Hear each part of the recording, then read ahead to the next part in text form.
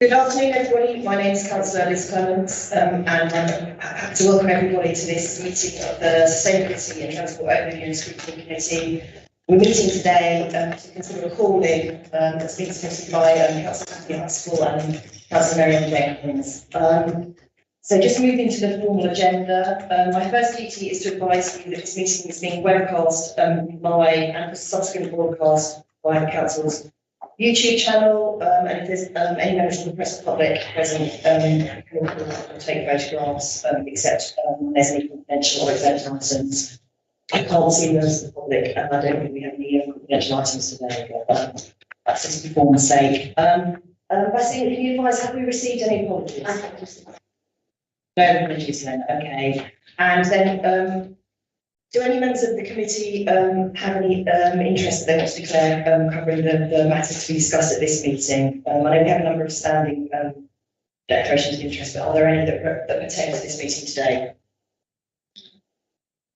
Only the fact that, Chair, that I am a councillor elected by the electorate of Bramwood and King's Heath, and the subject in question is also covering Bramwood and King's Heath.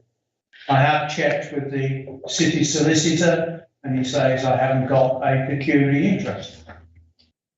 Excellent. Yes, I've seen the advice from the legal advisor, so actually just remembering that what he advised me to do. So I councillors present at the meeting, if you just say which area of the city you represent. I'm the councillor for Bournemouth and Potteridge.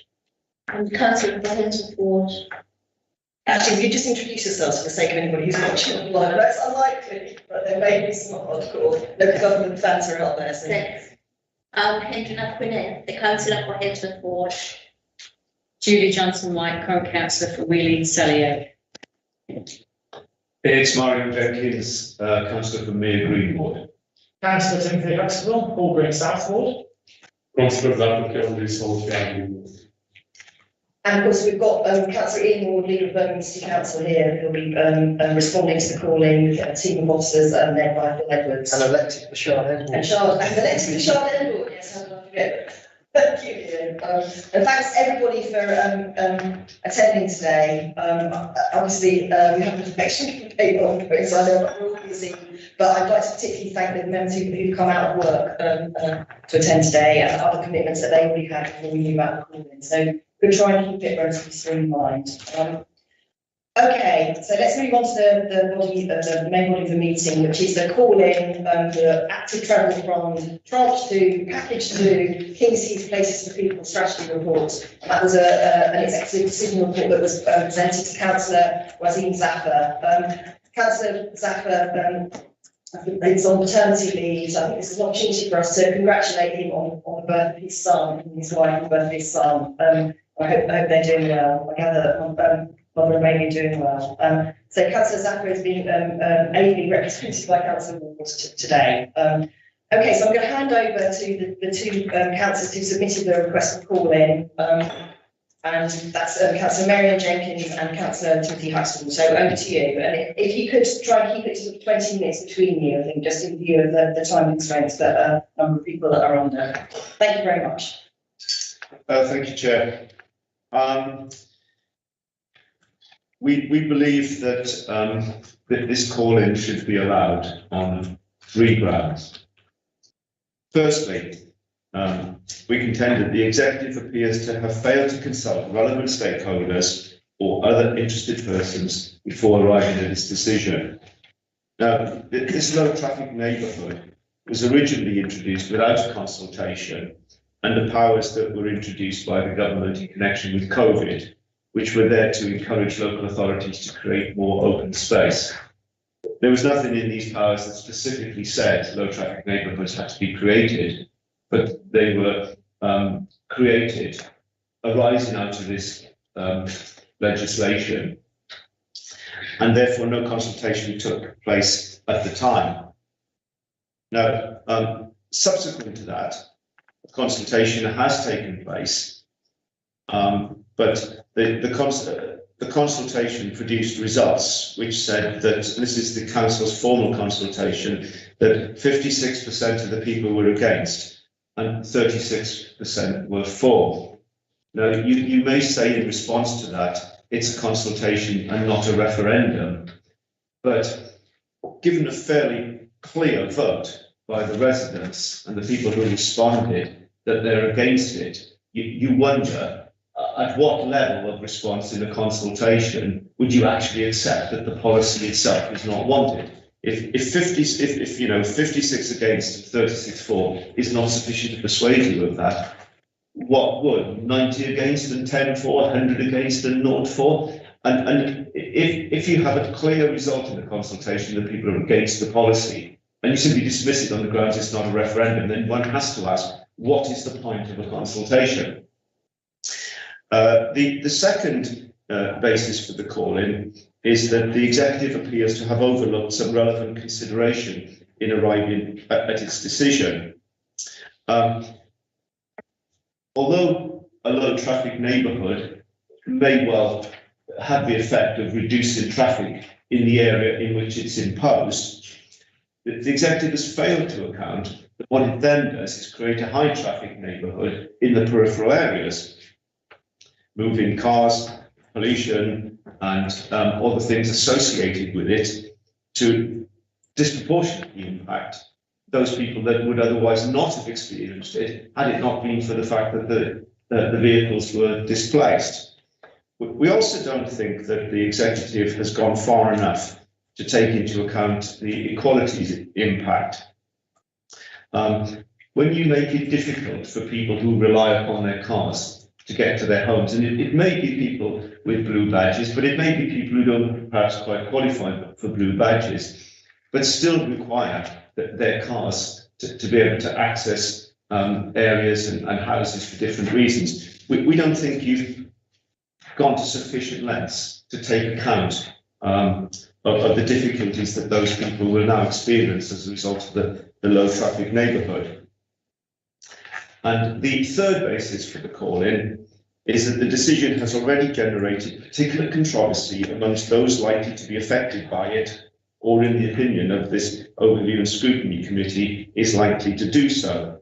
Now, this has generated a great deal of controversy.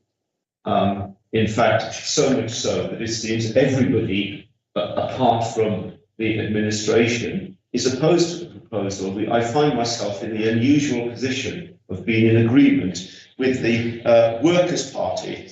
Now, in any set of circumstances where I'm aligned with the Workers' Party, I think we have to recognise that there is strong feeling against the proposal. There's going to be a protest, I think, at the weekend against it. So I think it's fair to say that in those circumstances, it has generated particular controversy and therefore satisfies the third criteria for agreeing the call-in. And that is all I have to say, Chair. Thank you.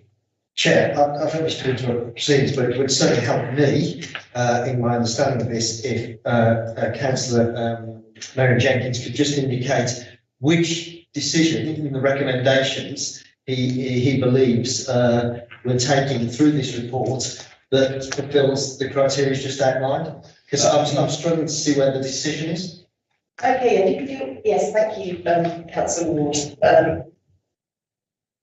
Okay, yes, if you would like to clarify that, because obviously the calling procedure is here to call in recommendations. If you could do that briefly, please. Well, I'm sorry if I wasn't clear. I believe that it qualifies on 3 grounds: that you failed to consult relevant stakeholders. No, sorry, Mary. I've not made myself clear, and I think it fairness to you.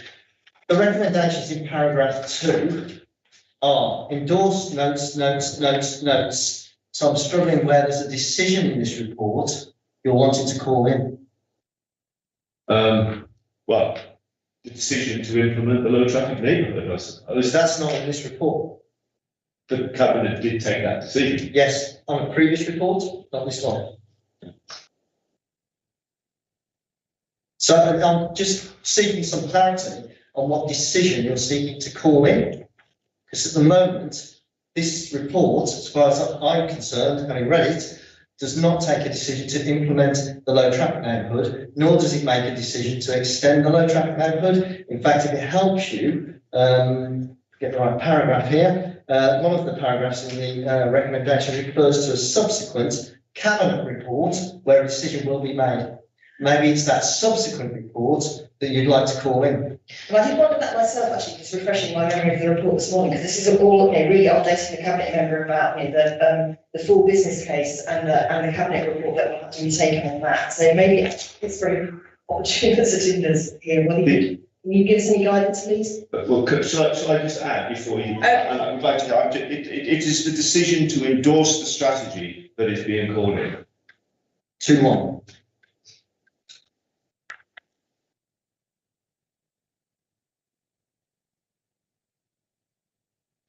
Okay, you clear about that now, Leader? Yeah. Okay then, thanks very much, Councillor Jenkins, for clarifying that.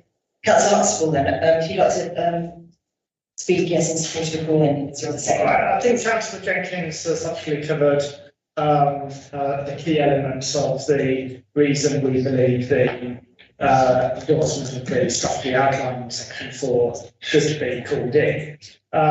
Let's be quite clear on this. This is an executive decision because it quite clearly states at the beginning of the report that it is an executive decision. And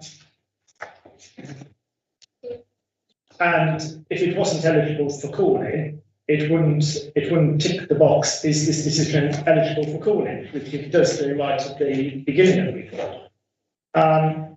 If I can just interrupt, no one's questioning that you're right to call this in. I think it's just a ground. Yeah. What exactly you're trying to call it, I think is what we're trying to understand. Just to add on, one key element which is completely missing from the report is the view of the Business Improvement District. We talked in this committee and predecessor committees about the importance and role of business improvement districts. Kings Heath Business Improvement District covers this area, and the report is totally silent, and yet it was decided by, as I say, predecessor committee that Business Improvement District should be key consultees as part of any changes to local centres. So I'm just wondering where that is as well. And just to be clear, there are certain elements in terms of section 4 that you couldn't disagree with in terms of the endorsement of strategy. So, for example, the School Street, Colmore Junior and Infant, St Dunstan's Catholic Primary, Catholic School Street. But it is specifically with regard to the PFP Phase 2 scheme and the ETRO Ceiling Tranche 1, which are part of the strategy that this report endorses, even though the consultation on PFP does not endorse the PFP going forward.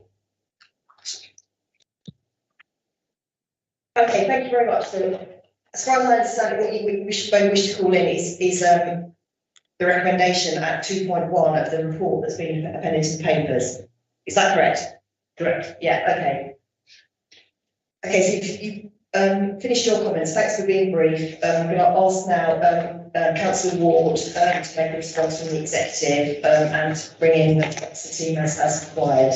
Thanks to all of us for attending today in person. Thank you very much. Ian, over to you. Thank you. I think I'd just like to begin by explaining why this cabinet member report came forward, because it's somewhat unusual in that it is a cabinet member report that does not make a decision.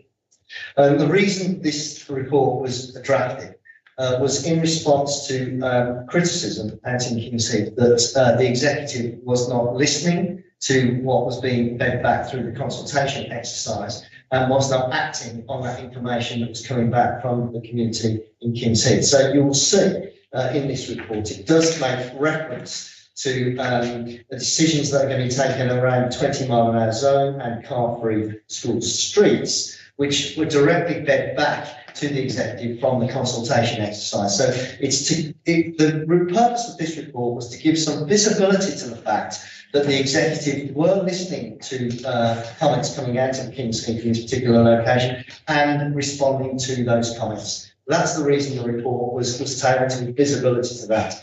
Now, come back to the question I put to Councillor Jenkins at the very beginning. I've just had a conversation with the solicitor about this. We have a cabinet decision to implement the low traffic neighbourhood in Kings Heath on the current footprint. As this report sets out, there will now be further engagement with the local community on the details of the current scheme, with a subsequent cabinet report coming in the autumn of this year when a decision will be taken. That decision will either be to amend the existing low traffic neighbourhood to make it more effective, or it will be to withdraw the proposal altogether. 2.1 of this, the recommendation 2.1 in this report that endorses the previous strategy will not overturn the decision taken by Cabinet on that Cabinet report. So calling this in, I don't believe is going to have the impact that you're actually looking for. I think what needs to happen, if you are of the view that these measures should not remain in place, and this is not the correct approach for Kings Heath, would be to argue that case when the subsequent cabinet report comes forward in the autumn, should that report be to either leave the low traffic neighbourhood in situ or indeed to expand it. Well, if we're removing it, obviously you won't object. Gentlemen, do you want to respond? Well, it sounds like it would be very easy for you to agree the call in today then, because if you feel that it won't have any impact, you can agree it. The concern that I have with what you said is that something's going to happen between now and the autumn, isn't it? Right. And that's a really important event, the election. And, you know, one might take the view that the can is being kicked down the road to get you past the date of the election before you enter the low traffic neighbourhood. And that's one of the reasons we think it's very important that we call in this decision today. I mean, okay, it's semantics, whether you've endorsed the decision or made the decision, okay, we're calling in the endorsement of the decision. It amounts to the same thing. We want you to review your endorsement of it as opposed to your decision. Struggling to see much of a distinction between the two, but that's the concern, that if you don't accept what we're saying today, can gets kicked down the road, election comes and goes, and then you implement it in the autumn anyway, which is what I suspect you're going to do. Well, if you just take the logic of that, then paragraph 2.2 is that we will carry out further engagement with the local community on the details of the scheme in the spring and summer of this year, with a view to the scheme being implemented in autumn 2022, subject to cabinet approval. So we'll still do that. We'll still leave the current scheme in situ. I'm struggling to see what the call-in of this particular report will achieve. And I'm curious as to why you did not call in the original cabinet report that established the low traffic neighbourhood in the first place. Because if you were opposed to it, that was the report you should have called in, and you didn't. Okay, I think there's a danger of this becoming a circular argument, and I just think that in your presentation, Councillor Jenkins, you raised some concerns about the consultation. I have to say I don't really understand it because I've read this report in detail, and I also read the information that's online about the work on this. So I think it would be useful actually to hear if the leader's open to listening from himself and the officers about the work that has been done on consultation. But in general, I think this will be the time now that it's happening. Advice from the solicitor whether this is actually an appropriate calling, or are we doing something which is actually pointful? Well, can I just clarify? Is this a decision of cabinet? No. No. Then why, if it's not a decision of cabinet, then it shouldn't have been eligible for calling because it's not a decision. And yet the box on page 1126 clearly ticks, is this decision eligible for calling? It says it's a decision. Okay, so can we have clarification on that? I keep not to waste everyone's time. I believe the decision is to endorse the strategy. That's the only decision in this report. But my point is that even if you call that in, the paragraph 2.2 makes clear that we're still acting upon the cabinet decision that was originally taken. So just to be clear, so this is an actual decision. Yes. So if I could have a few minutes, if I could have a few minutes, please. So just to clarify, I'm going to take each point, take time. It is a decision. You have clarified that the decision you're seeking to call in is 2.1. What the leader referred to earlier in terms of the link to the previous cabinet decision, that is correct. So for the purposes of your call-in today, it should be focused on recommendation 2.1. As the chair mentioned a few moments ago, in relation to the grounds and the submission that you want to put before the committee, it would be really helpful if there's a focus on the consultation and also use of the word unlawful, and it's for officers to address that in terms of their submission. Does that help you, committee? Yes, thank you. Can I just add one thing before we go back to that? The concern as well is that the intention is to tweak the scheme over the course of the next few months and then make that final decision in the autumn, not to review the proposal entirely. And we think that it's appropriate, therefore, to call this in today, because if you endorse the decision and that's called in and changed, in other words, you no longer endorse it, then that's a fundamental change in position, which means the scheme would not be implemented. Okay, I think you're inferring this from the report, which I certainly haven't read it. So I think this is now to actually invite the leader and the officers to actually give a presentation about what has actually happened to develop the scheme and consult with it, because I would like to move on. So can you keep it, I'll bring you in, Councillor Support. It's just basically a point of clarification. Hypothetically, if this committee decided to call 2.1 in, i.e. the endorsement of the strategy, is the consequence of that, if it goes back to cabinet, to either re-endorse it, as it were, as written, or they could change the strategy, they could tweak the strategy, they could rewrite the strategy. That is a theoretical possibility, if it was called in. In theory, yes. Right.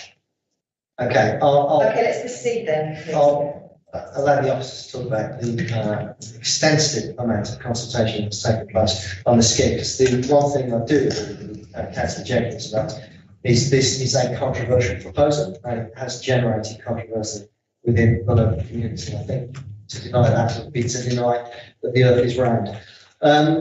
So to be clear then on the strategy is about further consultation over the spring and summer, further work taking place with the local community in Kings Heath in order that a decision can be taken by Cabinet in the autumn of this year. That is what the strategy is setting out to do. And in terms of the work that's gone on, I'll bring you, no.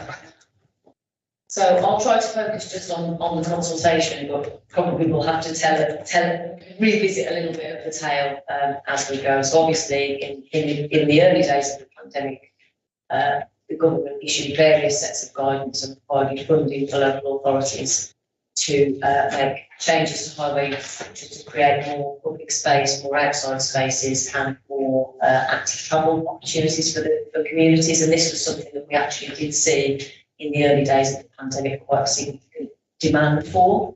The timescales for those initial schemes and a relatively modest amount of funding compared to that we've seen subsequently meant that we weren't in a position to carry out a consultation process and in the normal sequence that we would have done so. But I don't think it's fair to say that we didn't do any engagement at all, because we did. We weren't able to go out and do sort of face-to-face and drop-in sessions and things like that, which is the format that people are most familiar with in terms of consultation. But there were residents were written to, and there were online means for people to feed in. But those early stages of the scheme were very much put in an experimental vein. We used experimental traffic orders to implement them. And actually the first 6 months of an experimental traffic order forms the statutory legal consultation that has to be done as part of that scheme. Subsequently, the government made further funding available for us to expand and consolidate those measures. And those are the ones that are still the subject of the debate now. We went back and did further informal engagement in early 2021. We weren't able to do as much engagement again then as we thought, because we entered into further lockdowns. And so the recognisable old school consultation that we did eventually, that we were eventually able to carry out was in the autumn of 2021. So actually the engagement and consultation on this scheme has been extensive and ongoing since the very early stages. We've presented to this committee as well a number of times and engaged with members and emergency services and the stakeholders throughout as part of that process. And I think where we've reached this bit of an impasse now is in terms of determining the future of the scheme and whether to expand the scheme to its fullest extent in order for it to operate as intended, or whether in fact to remove those measures. But there is divided opinion on this. There is a great deal of support for the measures that we put in. There is also a great deal of opposition to it. And the purpose of the strategy is to acknowledge that this is a controversial decision. It's something that does need to be taken by Cabinet. There is more work that needs to be done in order for us to effectively present Cabinet with all of the information that they need to make that decision properly. And we think that there is more engagement needed on that revised scheme that does take into account comments that have been fed to us about particularly people wanted to see less modal filters, they wanted to see more one-way systems, and the scheme that's currently on the table, albeit as a draft proposal, clearly does take on board the comments that have been fed through the various consultation exercises that have been ongoing.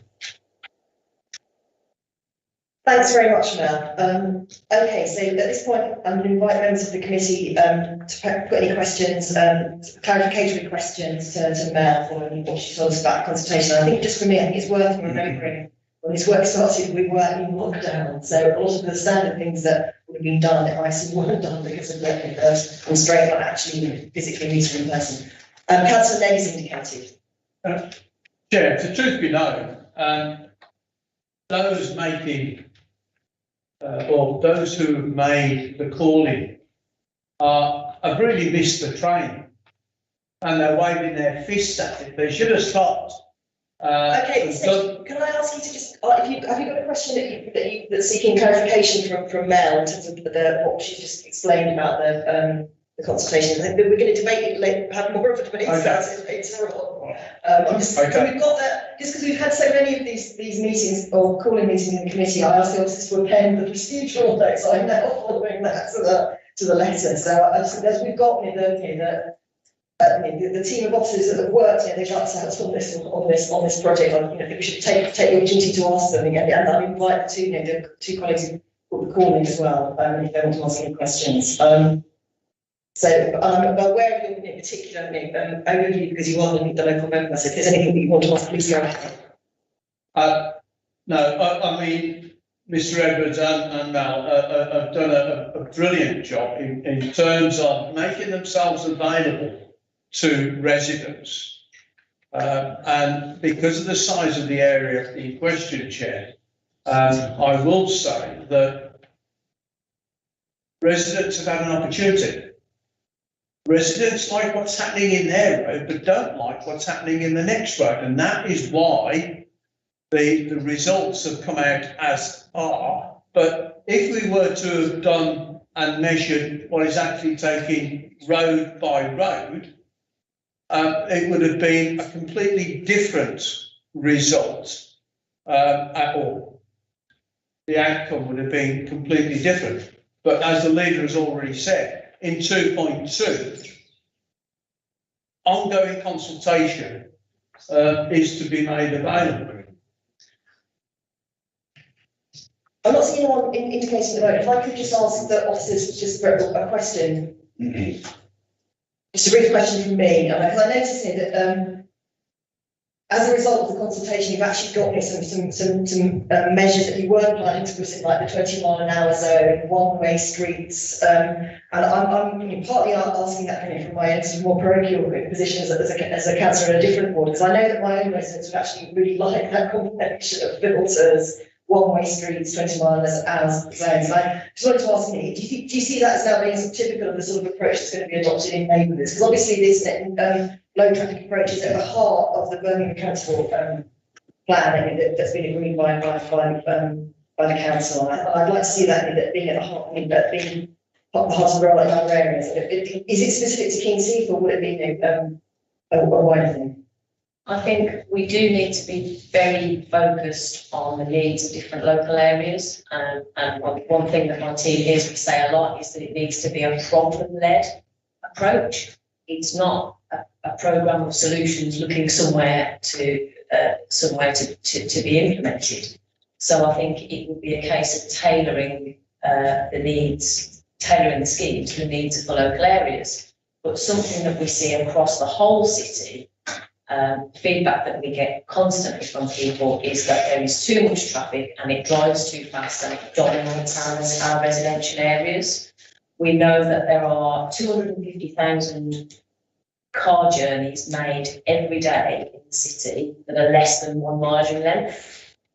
And one of the barriers to people actually switching those to more active modes is the speed and dominance of vehicular traffic in those residential areas.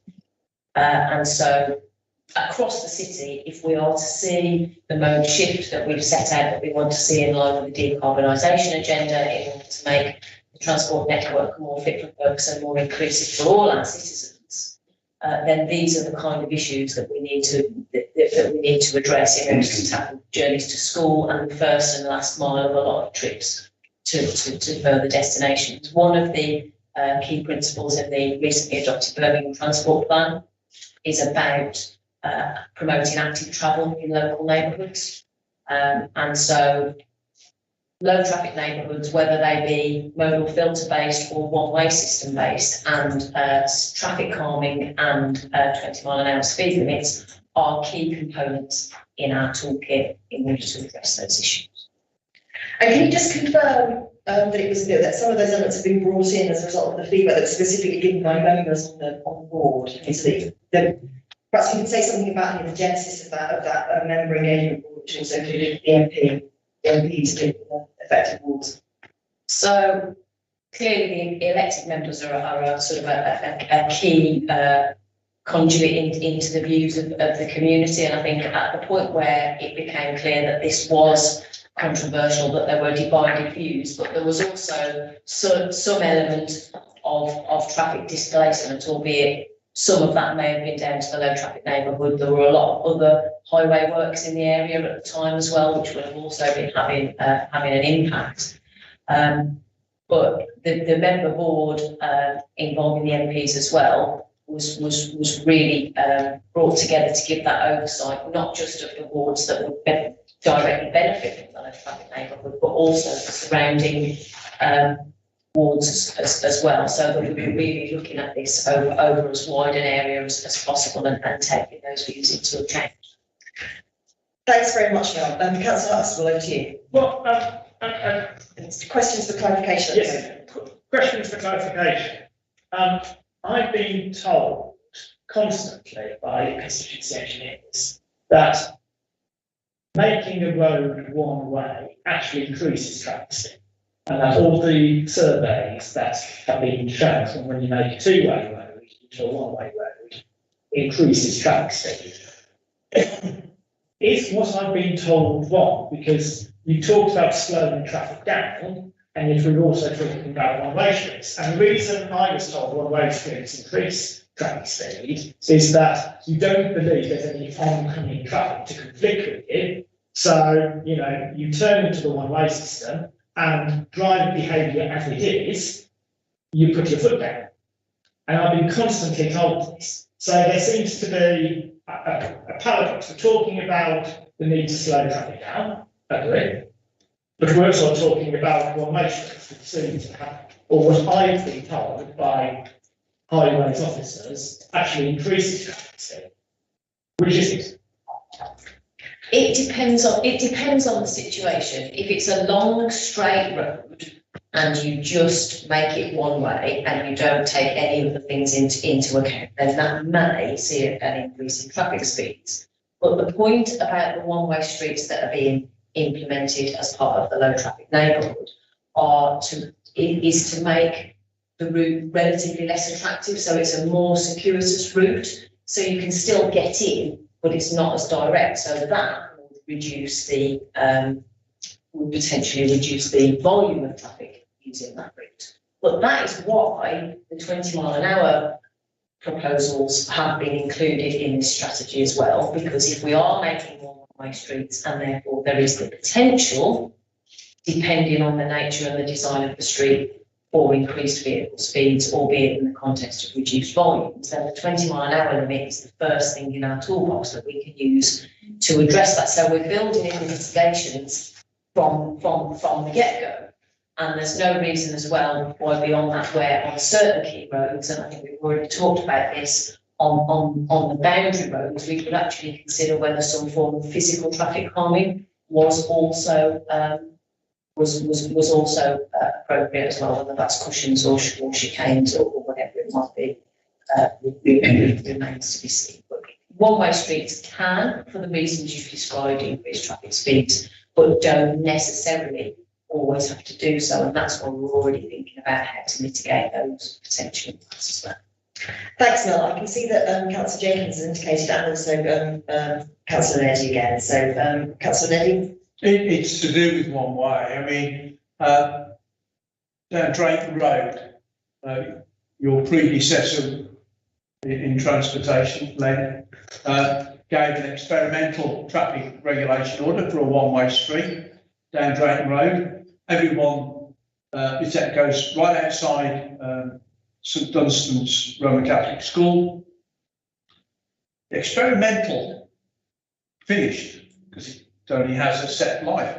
But even to this very day, people are still using Drayton Road as a one-way, and there's no problems with speeding traffic down there. Similarly with Bank Street, another one that was one-way off the High Street. And again, there's no speeding traffic in that one-way street. I'm not going to say what you've been told is incorrect. I'm just telling you what is taking place presently in King's with one-way streets that are having no impact in regards to increasing speeds. Okay, I'm not going to allow a debate to develop now about whether or not this is what the impact of 20 mile an hour streets is, but it's clear that they are part of this package. Councillor Jenkins. Yes. For clarification, could you explain firstly, in presenting the nature of the consultation, why you didn't say that the results are so strongly against from those who've been consulted? And also, could you tell me what percentage of the residents would have to oppose it, where you would regard the consultation as essentially a referendum on the whole proposal and drop the proposal? Would it be 90%, 95%, 100, even 100% of the residents opposed it? Would you accept then that it was a bad proposal and not proceed with it? I mean, I take on board Councillor Leddy's points about the fact that maybe we fought the wrong election and we got the wrong result, but that's the nature of these things. You know, if we'd done a different consultation, perhaps we would have got a different result. But this was the consultation that was done, and the public are strongly opposed to it.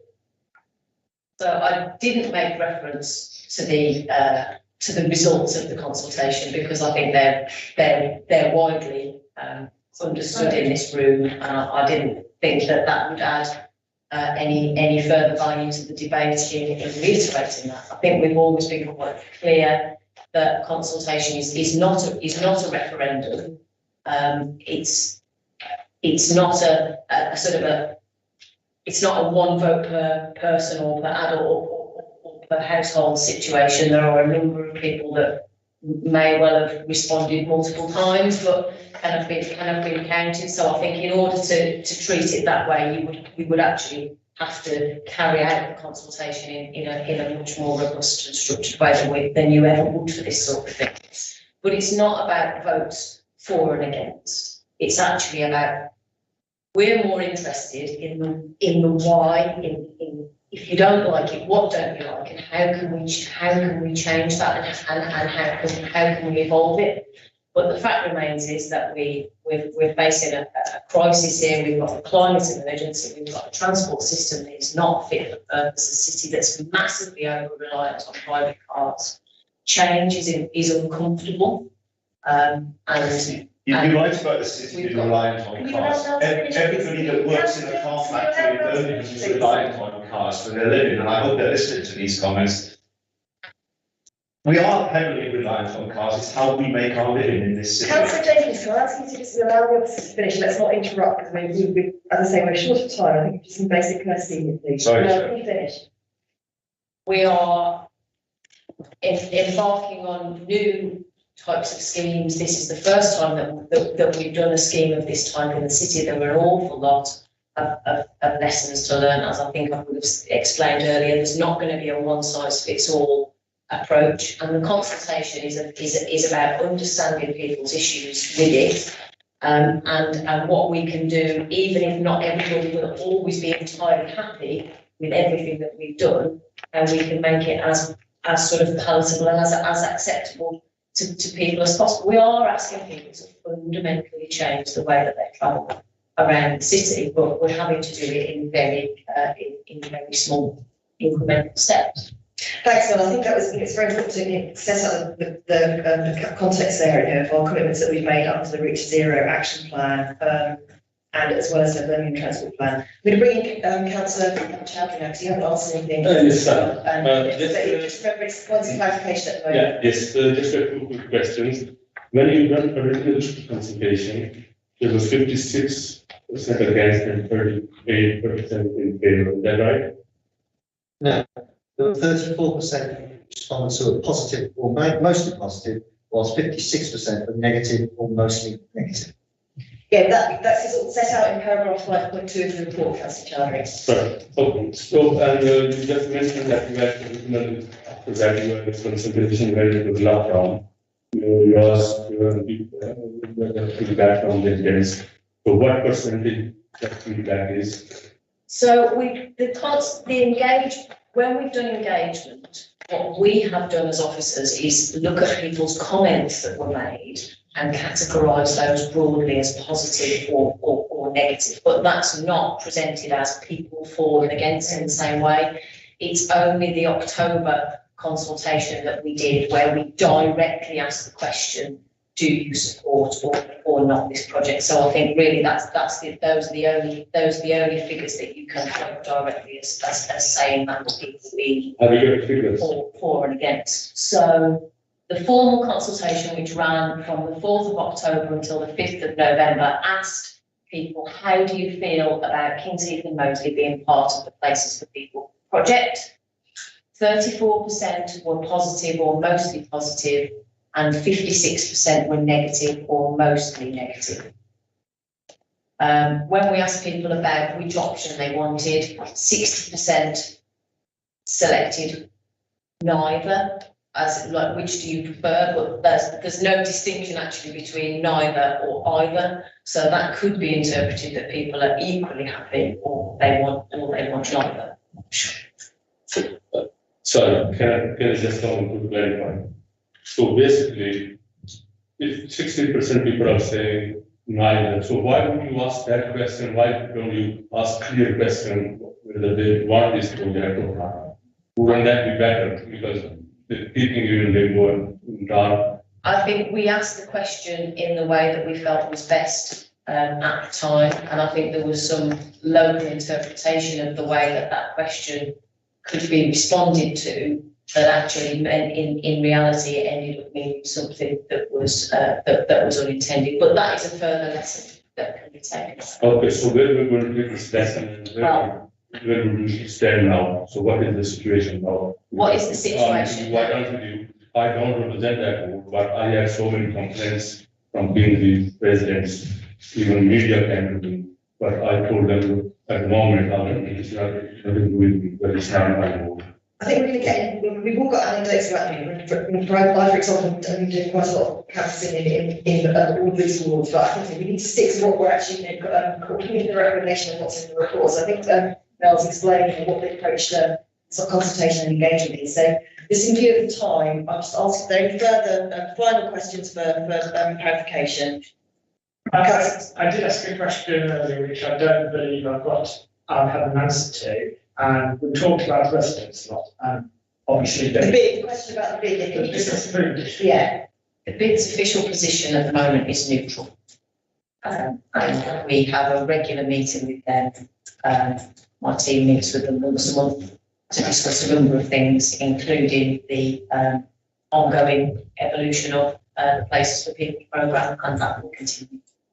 Thanks very much, Mel. Okay, then at this stage, I think I'm going to ask Councillor Ward to Can I just to make? sum up. what- No, sorry, thank you. Yes, because in a minute I'm going to ask you to, because I can't, even though it's been live streamed, we're going to ask you to go outside. Well, But have to. I'd like to sum up, and yeah, any bills that here to me. First of all, I'd just like to pick up Councillor Cherry's point, because I think he was asking a valid question. I think, as I understood, his question was what happens next? And that's where I think you do have to start digging a little bit deeper than these statistics of 34% mostly positive, 56% negative, or almost negative. When you look beyond that and you go down to paragraph 5.3, you see that the feedback received included that there were too many mobile filters on the scheme, and one-way streets would be preferred. That's what we're hearing back from the people who actually live there.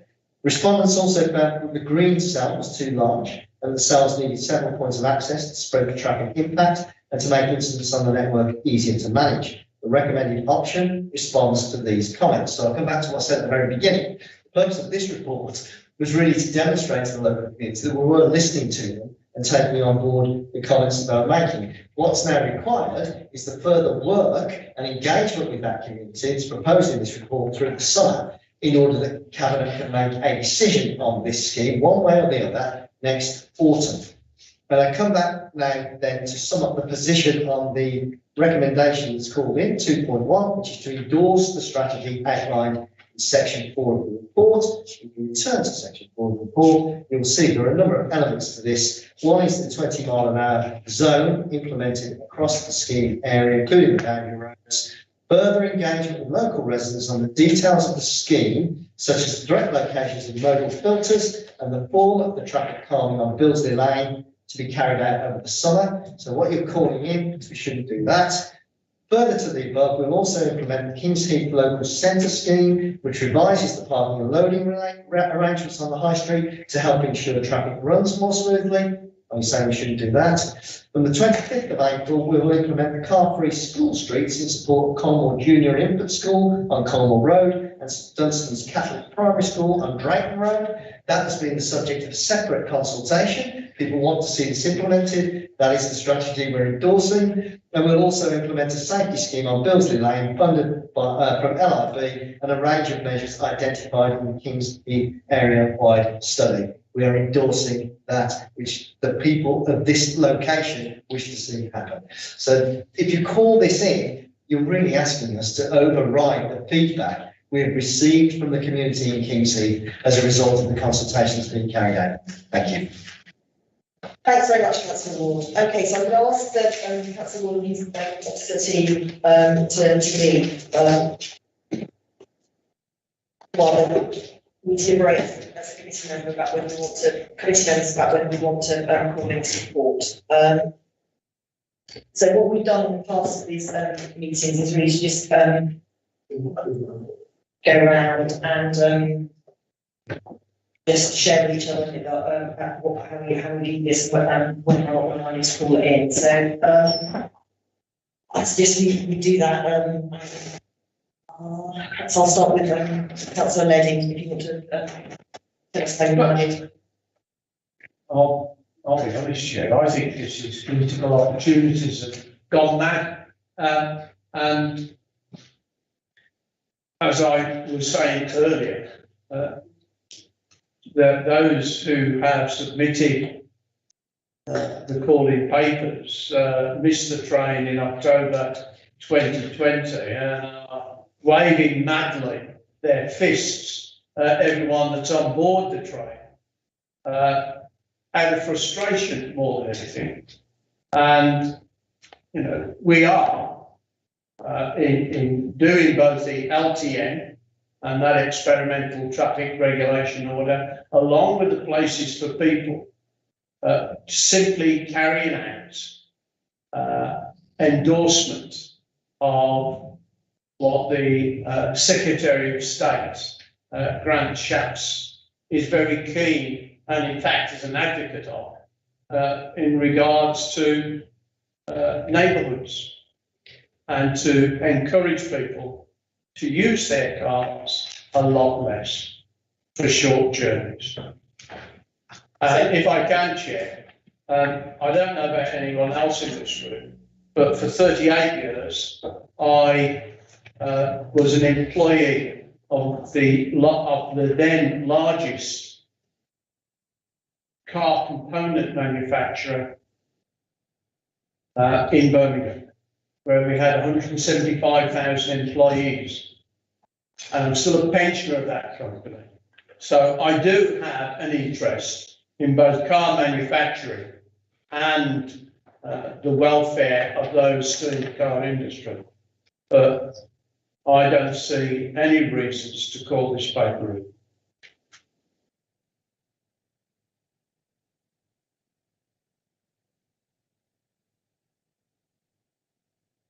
Sorry, I was momentarily distracted by getting some advice, so I apologise for that sincerely, Councillor Levy. So, you were talking about your career, it was at Lucas, wasn't it? Yes. Lucas's PRW and now Zeppelin. And Joe Chamberlain should be spinning in his grave in Moseley because the Zeppelins tried to bomb us out in Oakley.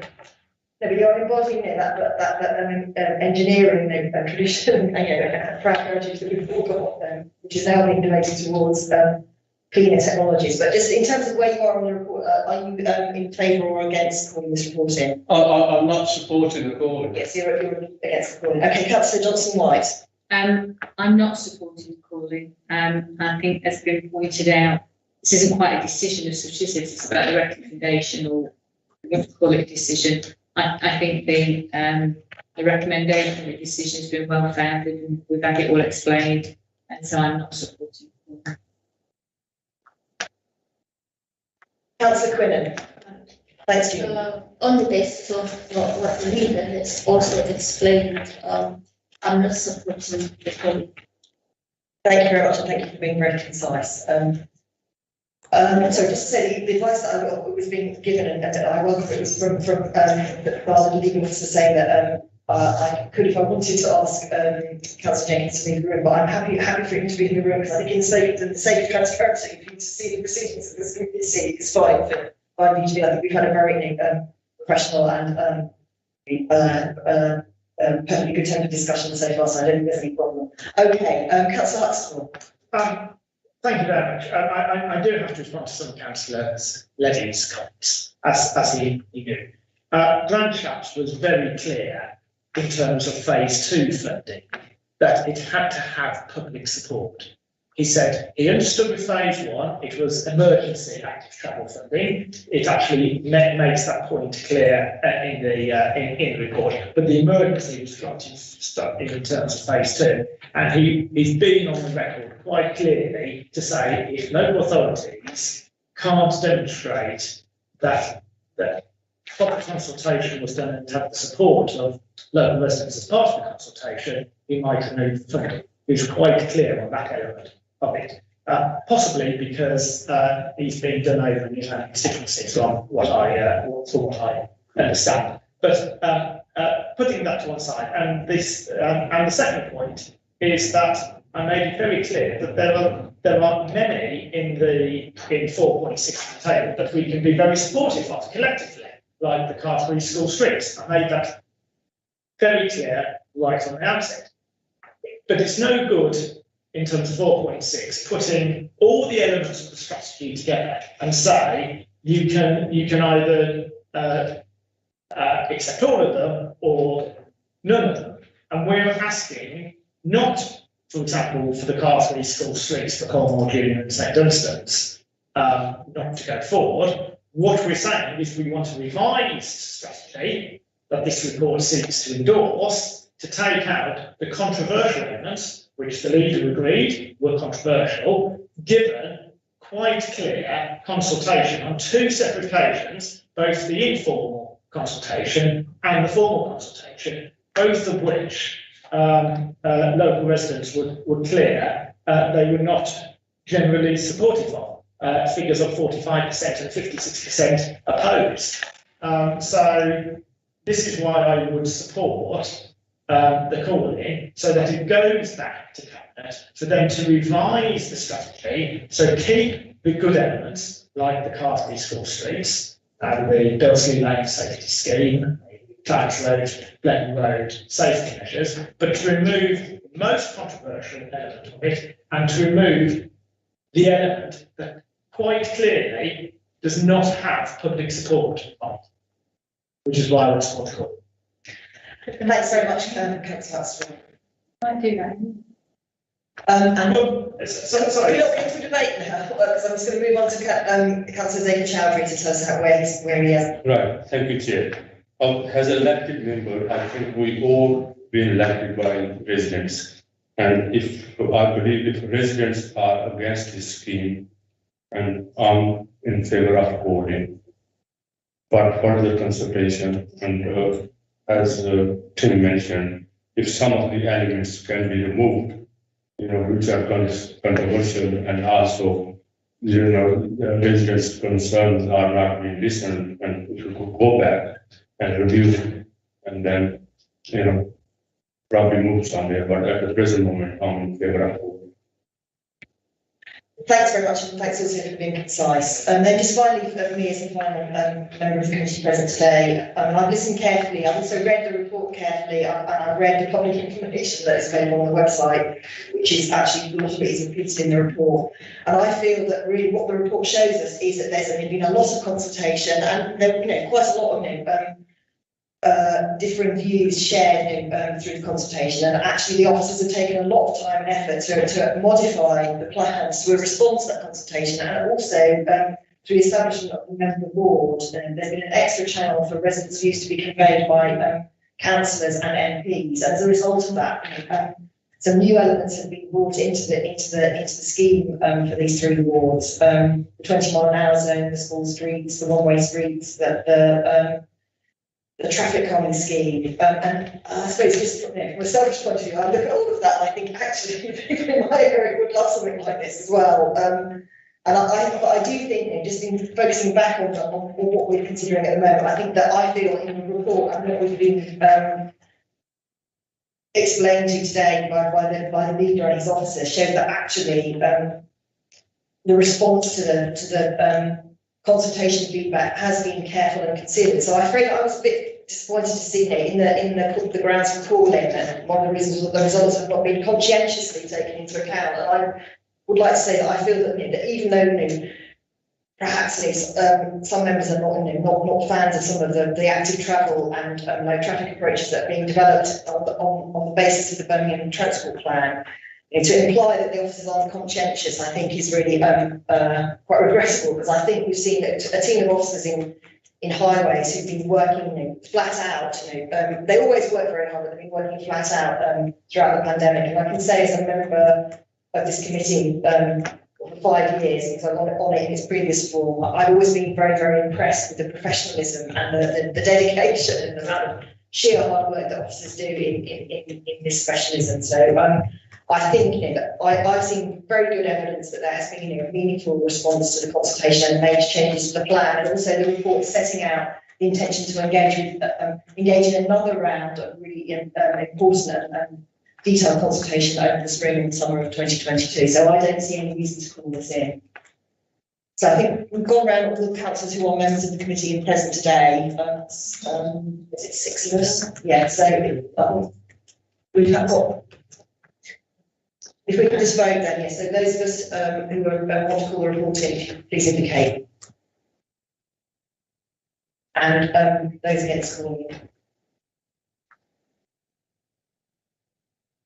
Yes, it's 4-2. So it's a clear decision. The report will not be or decision set out paragraph 2, whatever it was, won't be called in. But thank you all for attending. I think I'll just call back, and again, call back the leader and the officers back in.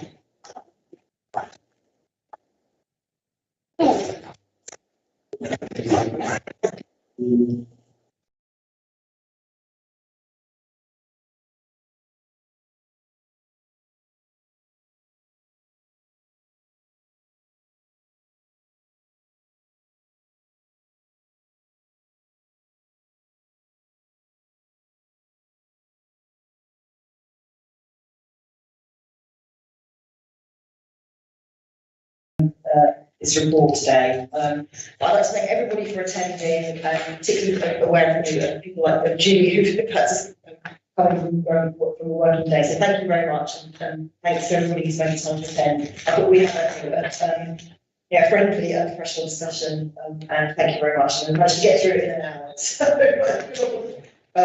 return to what we're doing this afternoon, and good luck everybody with the